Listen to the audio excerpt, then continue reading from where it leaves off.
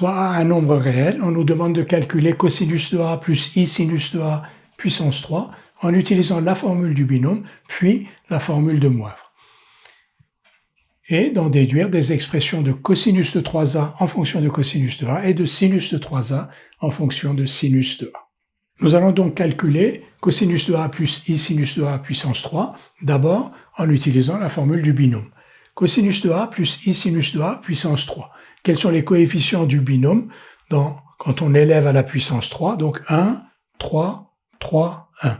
Donc cosinus de A plus I sinus de A puissance 3 égale cosinus de A puissance 3 plus 3 fois cosinus carré de A fois I sinus de A plus 3 fois cosinus de A fois I sinus de A au carré, c'est-à-dire I2 sinus carré de A, plus I3 sinus cube de A. On va remplacer I3 c'est I2 fois I, donc I3 par moins I, et I2 par moins 1. Et on va séparer la partie réelle et la partie imaginaire de cosinus de A plus I sinus de A puissance 3. On obtient donc cosinus cube de A moins 3 cosinus de A sinus carré de A. Ça, c'est la partie réelle. Et la partie imaginaire, on met I en facteur ici, 3 cosinus carré de A sinus de A.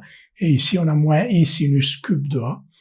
Donc, on a le résultat que voici, cosinus de A plus I sinus de A au cube, avec sa partie réelle et sa partie imaginaire. Maintenant, on va utiliser la formule de Moivre pour dire que cosinus de A plus I sinus de A puissance 3 pour tout nombre réel A est égal à cosinus de 3A plus I sinus de 3A. Nous avons donc la forme algébrique de cosinus de A plus I sinus de A puissance 3 obtenue par la formule du binôme et la forme algébrique de cosinus de A plus I sinus de A au cube en utilisant la formule de Moivre. Donc comme un nombre réel n'a qu'une forme algébrique, cosinus de 3A est donc égal à cosinus cube de A moins 3 cosinus de A sinus carré de A, c'est-à-dire que les parties réelles ici sont égales et les parties imaginaires sont égales aussi, c'est-à-dire que sinus de 3A est égal à 3 cosinus carré de A sinus de A moins sinus cube de A, qui était donc la partie imaginaire obtenue avec la formule du binôme.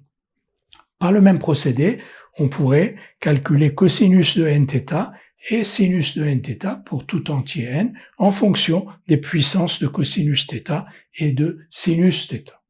On nous demande d'exprimer cosinus 3a en fonction de cosinus de a. Nous venons de montrer que pour tout nombre réel a, cosinus de 3a égale cosinus cube de a moins 3 cosinus de a sinus carré de a.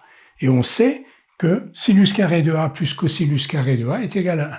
Donc on va remplacer ici sinus carré de a par 1 moins cosinus carré de a. On a donc cosinus 3a égale cosinus cube de a moins 3 cosinus de a fois 1 moins cosinus carré de a. On développe ici et on regroupe. On a donc cosinus 3a égale 4 cosinus cube de a moins 3 cosinus de a. Donc on a une expression de cosinus de 3a en fonction de cosinus de a. Faisons un test. Par exemple, la valeur a égale pi sur 3. Alors, cosinus de a égale à 1 demi. Donc si on calcule le second membre, 4 cosinus cube de a, donc avec a égale pi sur 3, cosinus de a égale 1 demi, 4 cosinus cube de a moins 3 cosinus de a, et donc égal à 4 fois 1 demi au cube, moins 3 fois 1 demi, c'est-à-dire 3 demi, 4 fois 1 demi au cube, ça fait 4 huitièmes, 1 demi moins 3 demi, moins 1. Et cosinus de 3a est donc égal à cosinus de pi, et cosinus de pi est bien égal à moins 1.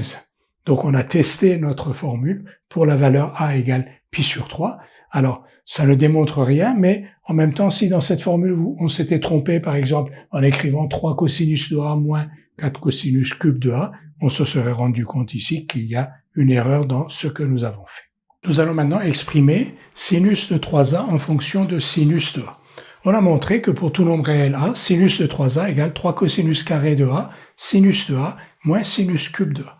Et on sait que sinus carré de a plus cosinus carré de a égale 1, Donc, on va remplacer ici cosinus carré de A par 1 moins sinus carré de A pour obtenir une expression où il n'y a que des sinus. Donc, on remplace cosinus carré de A par 1 moins sinus carré de A et on obtient sinus de 3A égale 3 sinus de A moins 4 sinus cube de A. On va tester cette égalité, par exemple, pour A égale pi sur 2. Pour A égale pi sur 2, sinus de 3A, c'est-à-dire sinus de 3 pi sur 2, sinus de 3 pi sur 2 est égal à moins 1.